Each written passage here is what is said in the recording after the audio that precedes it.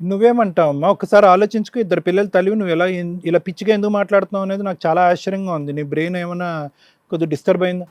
నాకేం బ్రెయిన్ కాలేదు sir, disturb కాలేదు సార్. టార్చర్ ఎక్కువైపోయింది సార్ అతను. టార్చర్ అంటే కనుక ఇది తెలిసిన తర్వాతే కదమ్మా తాగొచ్చి టార్చరు. నువ్వు ఆ వీడియో చేయటం కరెక్టా? చెప్పు పోనా చెప్పు. ఆ వీడియో చేయటం కరెక్టా? కరెక్టే సార్. కరెక్టా?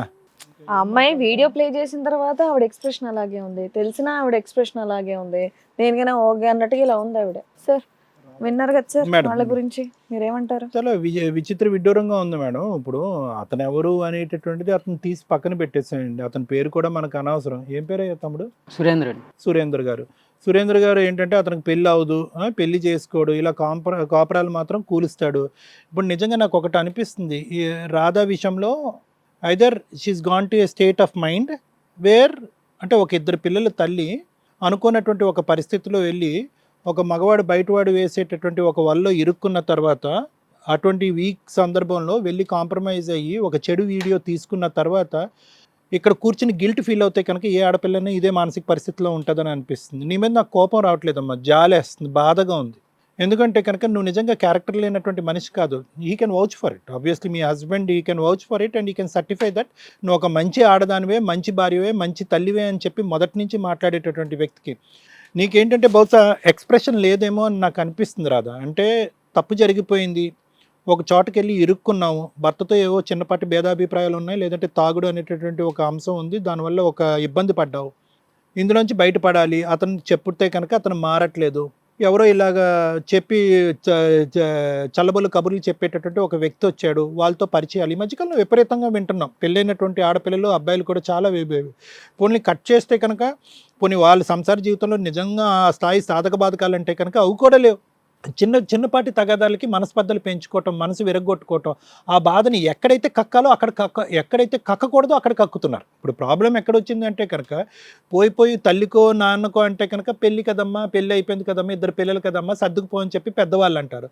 పెద్దల పంచాయతీలో కూర్చోబెడితే ఆడపిల్లమ్మ బయటకు వస్తే పరువు పోతుందమ్మా, తలదించుకుని అలా నడిపేయమ్మ బండి అని అంటారు. సో ఇటువంటి పరిస్థితుల్లో ఎంత బాధాకరం అంటే కనుక నీలాంటి ఆడపిల్లలు వెళ్ళి ఇంట్లో ఉండేటటువంటి ఆ చిన్నపాటి సమస్యల్ని ఎవరికైతే చెప్పకూడదో అటువంటి వాళ్ళకి చెప్తున్నారు. అందులో సురేందర్ లాంటి వాళ్ళు మొదట్లో ఉంటారు లిస్ట్లో. వీళ్ళ యొక్క ఫుల్ టైం జాబ్ ఏంటంటే కనుక వీళ్ళు పెళ్లి చేసుకోరమ్మా. పెళ్లి చేసుకుంటే కనుక అక్కడ ఉతికి ఆరేస్తుంది కదా అక్కడ ఒక ఆమె. సో వీళ్ళు పెళ్లి చేసుకోరు. వీళ్ళు ఏంటంటే వీళ్ళకి ఎంటర్టైన్మెంట్ కావాలి. ఎంటర్టైన్మెంట్ అంటే ఏంటి? లైవ్ ఎంటర్టైన్మెంట్ కావాలి, వీడియో ఎంటర్టైన్మెంట్ కావాలి. వీళ్ళకి ప్రతిదీ కూడా ఆ ఎక్స్పీరియన్స్, ఆ అనుభవాన్ని ఆ సందర్భంలోనే కాకుండా ప్రతి సందర్భంలోనే సమయంలోనే అది లివ్ చేస్తూ దాంతోపాటు బతకాలి. కాబట్టి వీడియో రికార్డింగ్లు, ఫోటోలు ఇవన్నీ చేస్తారు.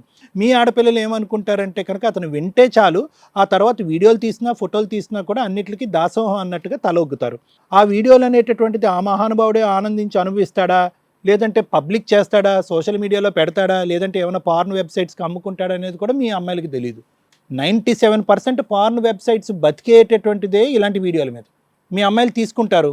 అటువైపు ఉన్నటువంటి వాడైనా అది ఒక వ్యాపార రీత్యా ఆ వీడియోస్ లైక్స్ గురించో లేదంటే ఆ వ్యూస్ గురించో అమ్ముకుంటారు. వెబ్సైట్ క్రియేట్ చేసుకుంటారు, అమ్ముకుంటారు. పార్న్ వెబ్సైట్స్ ఎలా నడుస్తాయో చెప్తున్నాను నేను. దాని మీద సైబర్ క్రైమ్ వాళ్ళు ఎంత ఫైట్ చేసినా కూడా ఆపలేకపోతున్నారు. చైల్డ్ పార్నోగ్రఫీ ఆపలేకపోతున్నారు సైబర్ క్రైమ్ వాళ్ళు. అంత భయంకరంగా వెచ్చలవిడిగా పోయింది.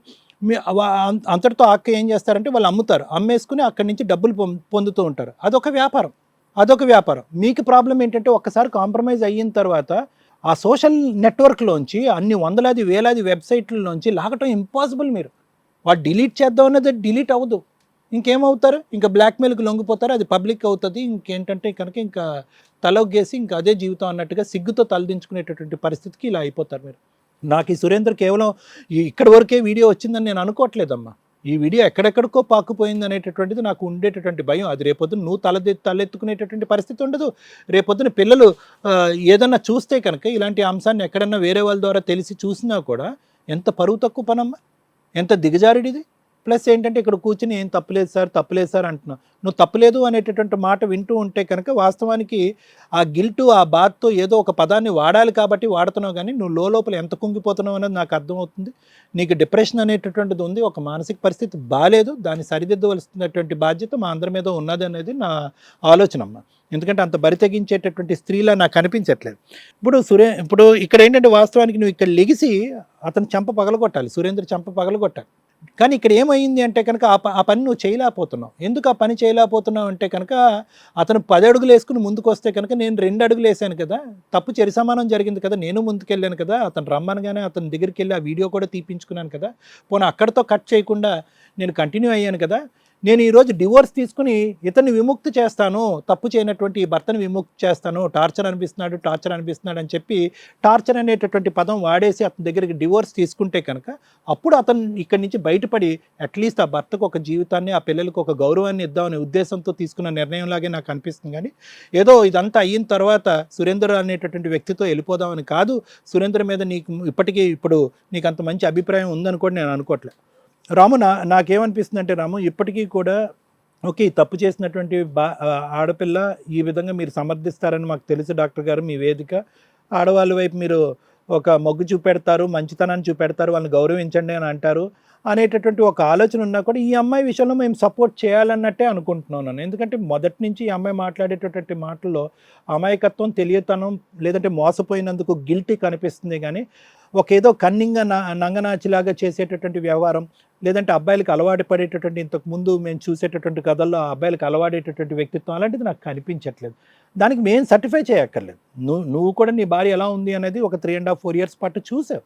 ఈ లాస్ట్ 5th yearలోనే ఈ అమ్మాయి యొక్క వ్యక్తిత్వం, ఆలోచన శైలి మారింది అనేది నా అభిప్రాయం. కాబట్టి ఆ అమ్మాయికి ఖచ్చితంగా కౌన్సిలింగ్, ఆ ట్రీట్మెంట్ అనేది అవసరం అని నాకు అనిపిస్తుంది. ఆ కౌన్సిలింగ్, ట్రీట్మెంట్ ఇప్పించిన తర్వాత ఆ అమ్మాయికి ఒక క్లారిటీ వస్తుంది, తను చేసినటువంటి తప్పు ఏంటి అనేటటువంటిది ఆలోచన వస్తుంది, తన పద్ధతిని మార్చుకుంటుంది, మీతో హ్యాపీగా కలిసి ముందుకు ప్రయాణం చేయటం. ఇది కూడా నేను ఎందుకు అంటున్నాను అంటే కనుక మీరు ఆ ఆప్షన్ ఓపెన్ చేశారు కాబట్టి.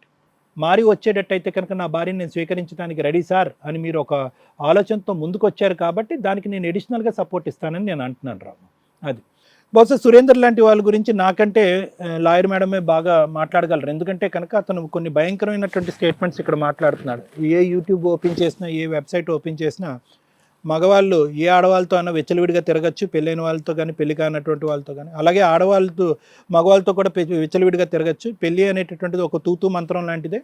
ఇక్కడ కోర్టులే ఇలా చెప్పినప్పుడు మీరెవరండి అడగటానికి అనే విధంగా మాట్లాడేటటువంటి ఈ వ్యక్తికి ఎలా మొట్టాలో అనేది నాకంటే బాగా లాయర్ మేడమే చెప్తారు. ఎందుకంటే ఇలాంటి వాళ్ళు, ఇదొక వ్యాపారం మేడం. ఒక ఆనందం, ఒక వ్యాపారం. ఆనందం ఏంటి అనేది మనం ఆల్రెడీ చూసాం, వ్యాపారం ఏంటి అనేది కూడా నేను చెప్పాను. ఇది సో ఇటువంటి వాళ్ళు ఇంకొద్దుకు ముందుకు పోయి ఏం చేస్తారంటే బ్లాక్మెయిల్ టాక్టిక్స్ చేస్తారు. ఈ అమ్మాయి అంటే కనుక సింపుల్గా డైవర్స్ ఇచ్చేయండి, నేను పోతాను నా దారిని అంటుంది. కానీ ఇంకొంతమంది ఏం చేస్తారు, ఇలాంటి వాళ్ళు ఈ వీడియో చూపెడుతూ నువ్వు నీ మొగుడికి చూపెట్టాలా, లేదంటే నువ్వు నాకు ఈ ₹1,00,000 ఇస్తావా, లేదంటే 2 లక్షలు ఇస్తావా, ఈ వ్యాపారం కూడా చేస్తారు. సో ఇటువంటి వాళ్ళకి బహుశా ఏ విధమైనటువంటి శిక్ష పడచ్చు, ఏ విధమైనటువంటి లీగల్ యాక్షన్ మనం తీసుకోవచ్చు అనేటటువంటిది లాయర్ మేడం చెప్పాలి. నేను మాత్రం ఖచ్చితంగా ఈ అమ్మాయికి కావాల్సినటువంటి సపోర్ట్ సిస్టమ్ ఇస్తాం మేడం. కావాలంటే కౌన్సిలింగ్ చేసి కుటుంబాన్ని కలిపేటటువంటి ప్రయత్నం చేద్దాం. Thank you sir. మేడం ఎంత షాకింగ్గా అనిపిస్తుంది అంటే వీళ్ళు మాట్లాడే విధానం, 1 ఒళ్ళు మండుతుంది, 2 కోపం వస్తుంది, 3 జాలేస్తుంది. ఎందుకు లా సిస్టమ్ని క్వశ్చన్ చేసే రేంజ్కి కొన్ని టైప్స్ ఆఫ్ జడ్జిమెంట్స్ వస్తాయని. ఇటువంటి జడ్జిమెంట్స్ ఈచ్ కేసు డిఫరెంట్ అండి. ఆ జడ్జిమెంట్ వచ్చిన విధానం వేరు. కానీ తర్వాత మనకి క్రిమినల్ లాస్ ఏవైతే చేంజ్ అయిపోయి కొత్త లాస్ వచ్చినాయో, బిఎన్ఎస్ యాక్ట్లో ఆ 497 అనే సెక్షన్ని తీసేయడం, అడల్టరీ అనే సెక్షన్ని తీసేయటం వల్ల ఈ రోజున వీళ్ళందరూ కూడా ఇంత విచ్చలవిడిగా వాయిస్ రేజ్ చేసే ఛాన్స్ వచ్చింది. మరి ఏ ఉద్దేశంతో లీగల్ ఎక్స్పర్ట్స్ అది తీసారో కూడా నాకు అర్థం కావట్లేదు. ఎందుకంటే ప్రపంచం మొత్తంలో ఇండియా కొంచెం కుటుంబ వ్యవస్థకి ఎక్కువ ఇంపార్టెన్స్ ఇస్తుంది. అందులోనూ ఒక భార్య ఒక భర్త అనే సిస్టమ్ అంది. అందుకే విపరీతమైన రిలేషన్స్ కానీ, క్వశ్చన్ మార్క్స్ కానీ రాకుండా ఉండడానికని ఒక కుటుంబ వ్యవస్థ, ఒక ఆచార వ్యవహారాలు ఇలా పెట్టుకుని వెళ్ళాం. ఇలాంటి ఒక పొజిషన్లో దేశం మొత్తం, కంట్రీ మొత్తం, వేరే వేరే కంట్రీస్ అన్నీ కూడా ఇండియాని గౌరవప్రదంగా చూసే ఒక సాంప్రదాయాన్ని మనమే ఛాలెంజ్ చేసుకుంటున్నామా అని అనిపిస్తుంది నాకైతే. ఈరోజు సురేంద్ర ఎంత దారుణంగా కూర్చొని ఇలా చిటికేసి మాట్లాడే రేంజ్లో ఉన్నాడంటే, అక్రమ సంబంధాలు లీగాలిటీ అని కోర్టే చెప్పింది కదండి అంటున్నాడు. మరి ఈ సిస్టమ్ గురించి నిజంగా పబ్లిక్లో రెవల్యూషన్గా ఆలోచించాల్సిన అవసరం ఉంది అని నా ఉద్దేశం అండి. ఇలా మాట్లాడే వాళ్ళందరూ కూడా చెంపల పగలాలని నేను అనుకుంటున్నాను. ఎందుకంటే ఆ 497 సెక్షన్ ఏదైతే ఉందో అది మళ్ళీ వస్తే, అడల్టరీ అనే సెక్షన్ మళ్ళీ వస్తే సగం మంది జైల్లోనే ఉంటారు. ఇంత విచ్చలవిడిగా ఓపెన్గా మాట్లాడుతూ సొంత భార్యలను వదిలేసి బయటకు వచ్చి యూట్యూబుల్లో కూర్చొని మరి విచ్చలవిడిగా లైసెన్సులు పెట్టుకొని మరి మాట్లాడుతున్న సందర్భం.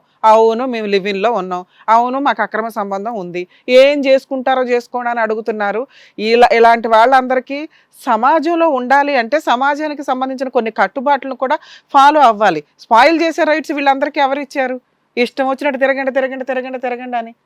హిట్ టీవీ యాప్, ఇందులో short news, live news, entertainment shows, movies, digital magazines తో పాటు మీ జిల్లా వార్తలను కూడా ఫ్రీగా చూడొచ్చు. ఇంకెందుకు ఆలస్యం, వెంటనే హిట్ టీవీ యాప్ ని డౌన్లోడ్ చేసుకుని ఫ్రీగా ఎంటర్టైన్మెంట్ పొందండి. Hit TV app. Hit TV app.